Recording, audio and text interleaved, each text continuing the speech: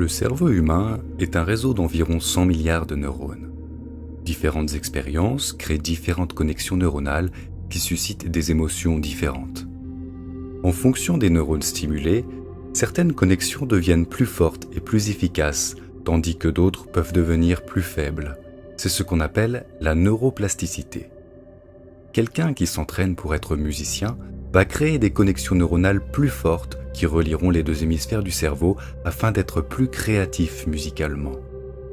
Pratiquement n'importe quelle sorte de talent ou de compétences peuvent être créées grâce à l'entraînement. Rüdiger Gamm, qui était un étudiant sans espoir de son propre aveu, échouait en mathématiques de base, mais il persévéra à entraîner ses capacités et il devint un célèbre calculateur humain capable d'effectuer des mathématiques extrêmement complexes. Rationalité et résilience émotionnelle fonctionnent de la même manière. Ce sont des connexions neuronales qui peuvent être renforcées. Peu importe ce que vous faites ou quand vous le faites, vous modifiez votre cerveau pour être meilleur à cela. Puisqu'il s'agit d'un mécanisme fondamental du cerveau, en être conscient peut grandement enrichir votre expérience de la vie.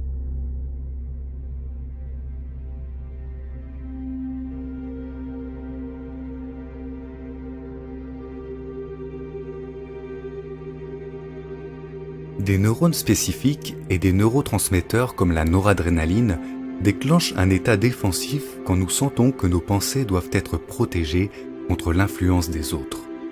Ainsi, si nous sommes confrontés à des divergences d'opinion, les substances chimiques qui se libèrent dans notre cerveau sont les mêmes que celles qui essayent d'assurer notre survie lors de situations dangereuses.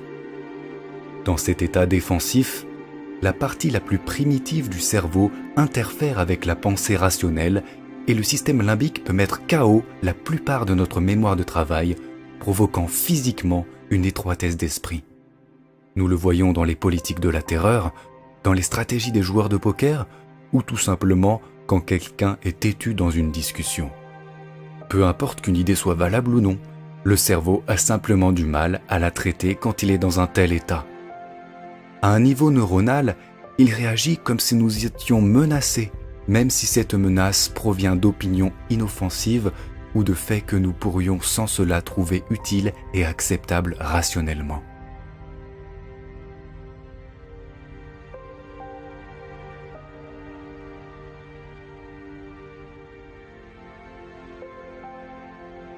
Mais lorsque nous nous exprimons et que nos points de vue sont appréciés, ces substances chimiques de défense diminuent dans le cerveau et la neurotransmission de dopamine active les neurones de la récompense, nous faisant nous sentir plus importants et augmentant notre estime de nous-mêmes. Nos croyances ont un impact profond sur la chimie de notre corps et c'est pourquoi les placebos peuvent être si efficaces. L'estime de soi ou la confiance en soi sont étroitement liées à un neurotransmetteur appelé sérotonine. Lorsque l'absence de celui-ci prend des proportions graves, cela aboutit souvent à la dépression, à des comportements autodestructeurs, voire même au suicide. L'approbation sociale augmente le niveau de dopamine et de sérotonine dans le cerveau, ce qui permet de relâcher nos fixations émotionnelles et de devenir plus facilement conscients de nous-mêmes.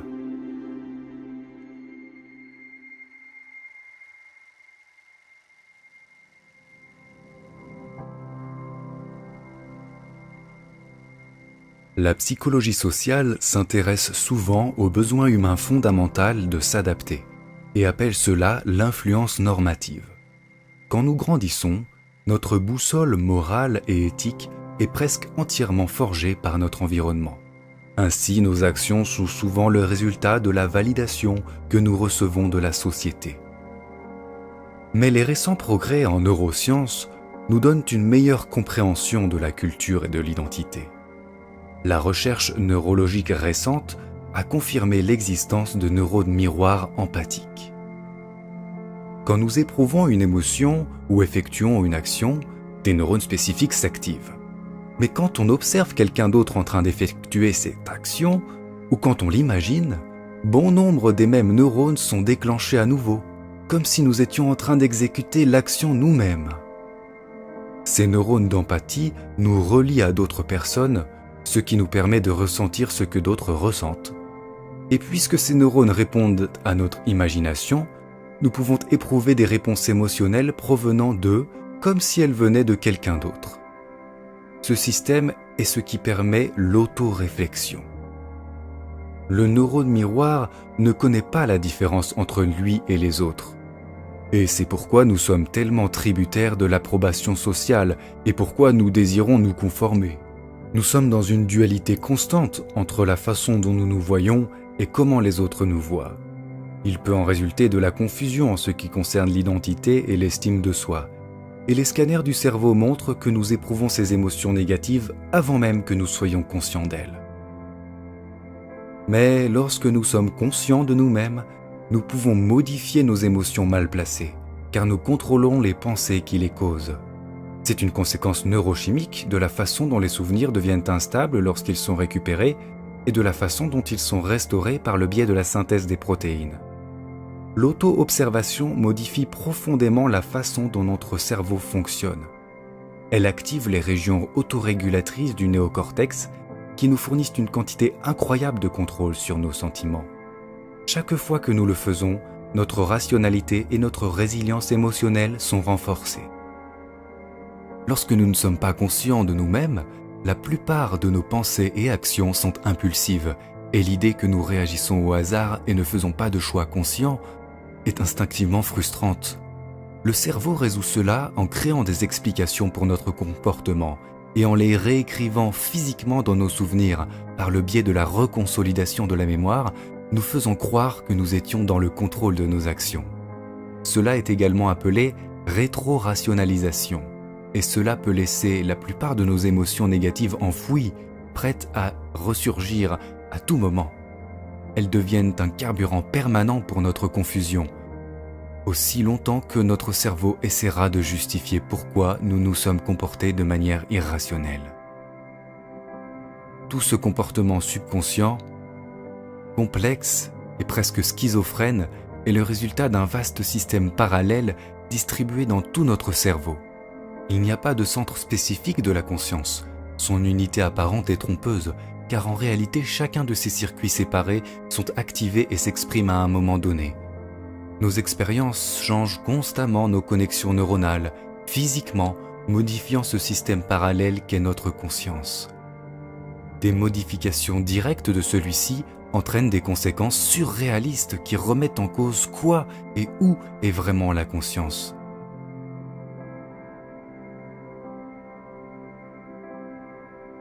Si votre hémisphère cérébral gauche devait être déconnecté du droit, comme c'est le cas chez les patients dits split brain, vous seriez normalement toujours capable de parler et de penser à partir de l'hémisphère gauche, alors que l'hémisphère droit aurait des capacités cognitives très limitées.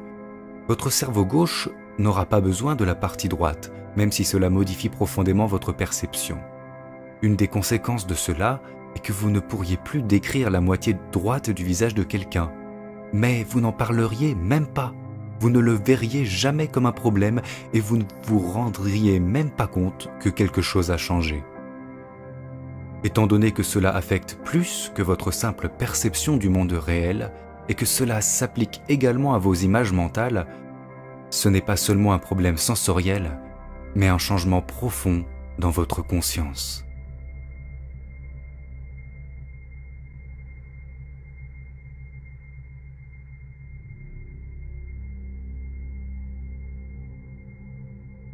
Chaque neurone a une tension qui peut changer lorsque les ions entrent ou sortent de la cellule.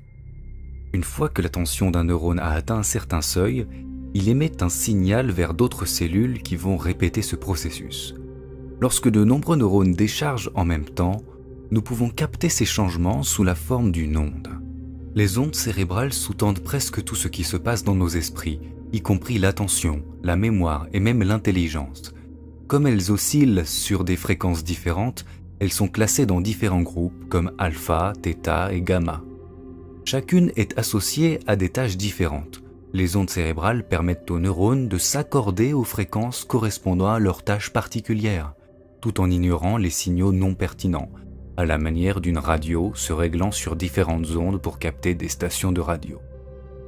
Le transfert d'informations entre les neurones devient optimal lorsque leurs activités sont synchronisées. C'est pour cette même raison que nous faisons l'expérience de dissonance cognitive, cette frustration causée par le fait de détenir simultanément deux idées contradictoires.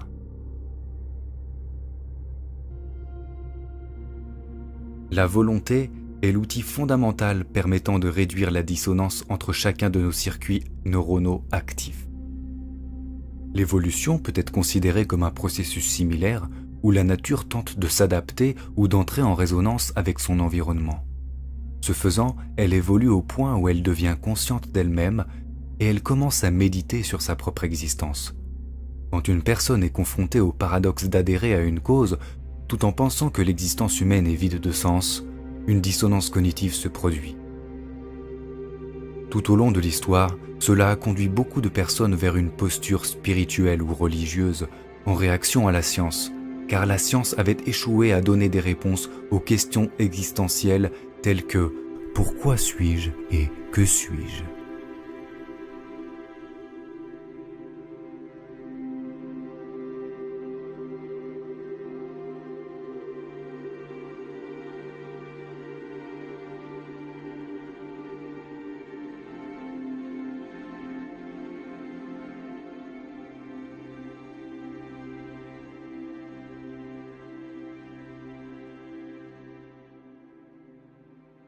L'hémisphère cérébral gauche est en grande partie responsable de la création d'un système cohérent de croyances qui a pour but de maintenir une certaine continuité dans nos vies. Les nouvelles expériences se plient à ce système de croyances préexistant. Lorsqu'elles ne correspondent pas, elles sont tout simplement refusées. L'hémisphère cérébral droit contrebalance cela en ayant la tendance opposée. Alors que l'hémisphère gauche tente de préserver le modèle, l'hémisphère droit remet constamment en question le statu quo. Lorsque les anomalies discordantes deviennent trop grandes, l'hémisphère droit force une révision de notre vision du monde. Cependant, quand nos croyances sont trop fortes, l'hémisphère droit peut ne pas réussir à surpasser notre refus. Cela peut créer une confusion profonde quand les autres sont reflétés.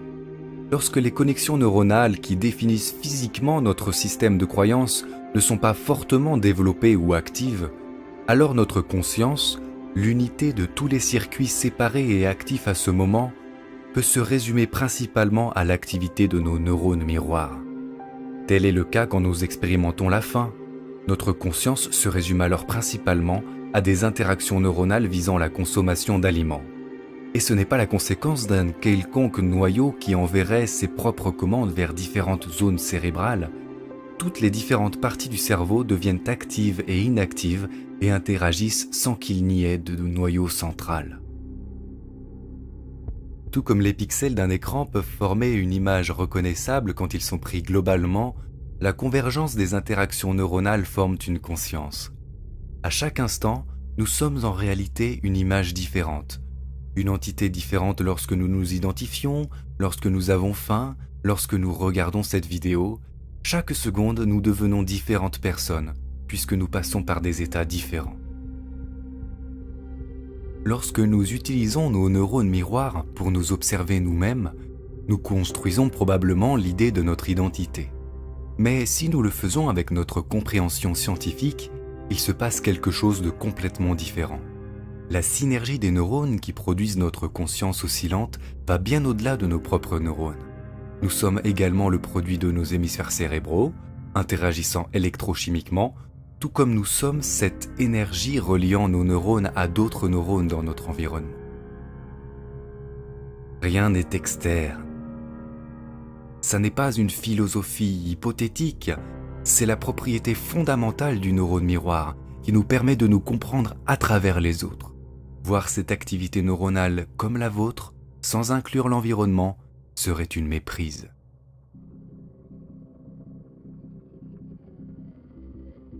Nos caractéristiques de super-organismes se retrouvent également dans l'évolution, où notre survie en tant que primate était liée à nos capacités collectives. Au fil du temps, les régions néocorticales ont évolué pour permettre la modulation des instincts primitifs et le dépassement des impulsions hédonistes pour le bien du groupe. nos gènes égoïstes sont apparus pour encourager des comportements sociaux réciproques dans les structures supra-organisées, rejetant ainsi la notion de survie du plus fort. L'activité neuronale du cerveau résonne de manière plus cohérente lorsqu'il n'y a pas de dissonance entre ces nouvelles régions cérébrales avancées et les plus anciennes plus primitives. Ce qu'on appelle traditionnellement tendances égoïstes est seulement une interprétation limitée des origines de nos comportements égoïstes, dans laquelle les caractéristiques humaines sont perçues au travers du paradigme imparfait de l'identité, plutôt qu'à travers un point de vue scientifique sur ce que nous sommes, une expression momentanée d'une unité en constante évolution et sans centre. Les conséquences psychologiques découlant d'un système de croyances objectif sont les suivantes.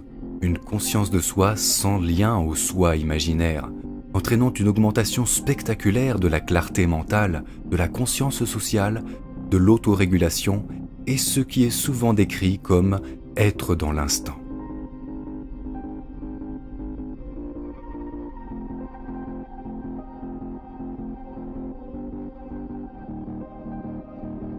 En général, la croyance commune affirme que nous avons besoin d'un récit, d'une vue longitudinale sur notre vie, afin d'établir des valeurs morales. Mais avec notre compréhension actuelle de la nature empathique et sociale du cerveau, nous savons maintenant qu'un point de vue purement scientifique, sans attachement à notre identité ou histoire, procure un paradigme beaucoup plus précis, plus sensé et plus éthique que nos valeurs anecdotiques.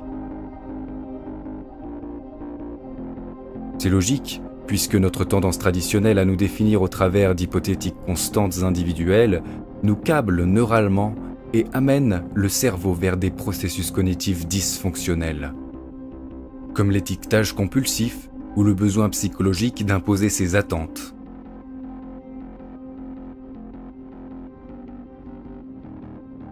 L'étiquetage sous-tend toutes les formes d'interaction dans nos vies quotidiennes, mais en étiquetant psychologiquement le soi comme interne et l'environnement comme externe, nous contraignons nos propres processus neurochimiques et expérimentons une déconnexion illusoire.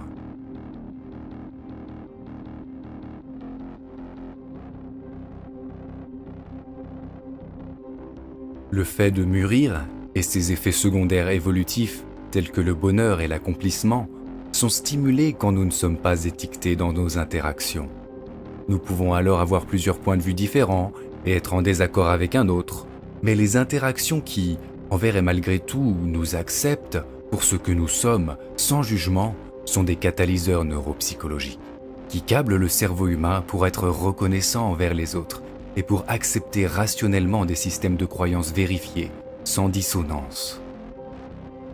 Stimuler ce type d'activité neurale et d'interaction diminue le besoin de distraction ou de divertissement et crée des cycles de comportement constructifs envers notre environnement.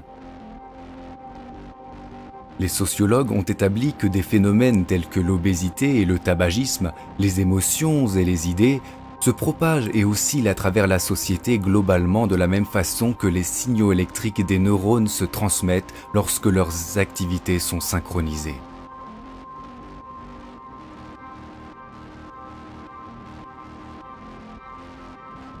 Nous sommes un réseau global d'interactions neurochimiques et le cercle vertueux d'acceptation et de gratitude, s'entretenant par nos choix de tous les jours dans nos interactions, est la réaction en chaîne qui définira en dernier lieu notre capacité collective à surmonter nos divergences imaginaires et à contempler la vie évoluant dans le grand ordre des choses.